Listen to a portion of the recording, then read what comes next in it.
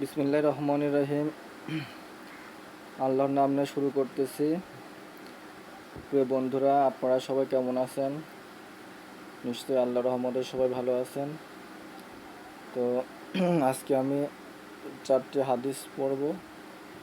আপনারা অবশ্যই মনোযোগ সহকারে শুনবেন।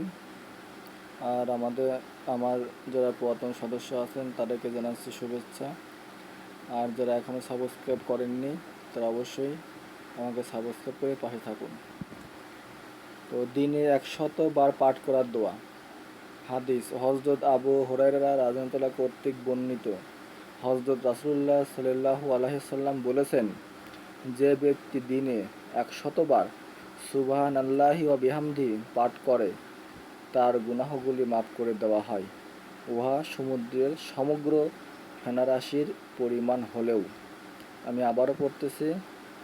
হযরত আবু হুরায়রা রাদিয়াল্লাহু তাআলা কর্তৃক বর্ণিত, হযরত রাসূলুল্লাহ সাল্লাল্লাহু আলাইহি সাল্লাম বলেছেন, যে ব্যক্তি দিনে 100 বার সুবহানাল্লাহি ওয়া বিহামদিহি পাঠ করে তার গুনাহগুলি মাফ করে দেওয়া হয়, উহা সমুদ্রের সমগ্র ফেনারাশির পরিমাণ হলেও। দ্বিতীয় হাদিস, সবচেয়ে ওজনদার দোয়া।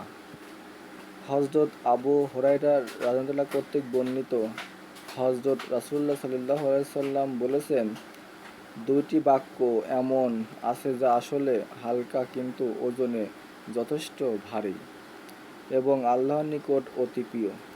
উহা হলো সুবহানাল্লাহি আযীম, সুবহানাল্লাহি ওয়া বিহামদিহি, অর্থাৎ আমি মহান আল্লাহর পবিত্রতা বর্ণনা করছি এবং আমি হামদ বা প্রশংসার সহিত আল্লাহর পবিত্রতা ঘোষণা করছি।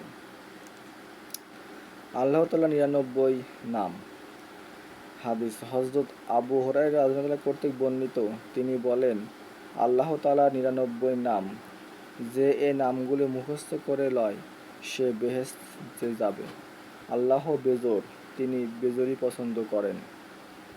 বিরতি দিয়ে ওয়াজ করা।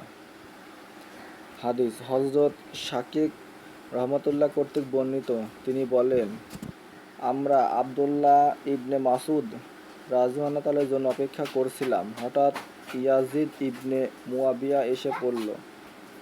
তখন আমরা বললাম, আপনি বসবেন না?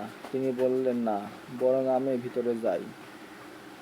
তোমাদের নিকট তোমাদের সাক্ষীকে নিয়ে আসছি, অন্যথায় আমি আসব এবং বসব।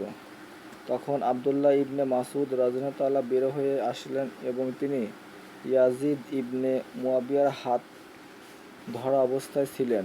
তিনি আমাদের সামনে দাঁড়ালেন এবং বললেন, আমি আপনাদের এখানে উপস্থিত এবং অবস্থান সম্পর্কে অবহিত ছিলাম, কিন্তু যা আমাকে আপনাদের সামনে বের হয়ে আসতে বাধা দিয়েছে তা হলো একমাত্র এই খেয়ালটি যে হযরত রাসূলুল্লাহ সাল্লাল্লাহু আলাইহি সাল্লাম আমাদেরকে ওয়াজ নসিহত করতে সর্বদা এই বিষয়ের দিকে খুবই লক্ষ্য রাখতেন যে কোথাও তা আমাদের বিরক্তি সৃষ্টির কারণ হয়ে না যায়।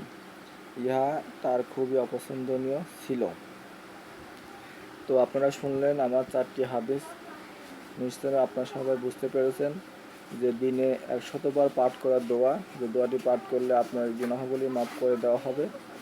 সবচেয়ে ওজনদার দোয়া যেগুলো, আল্লাহ তাআলার 99 নাম এবং বিরতি দিয়ে ওয়াজ করা। আসসালামু আলাইকুম।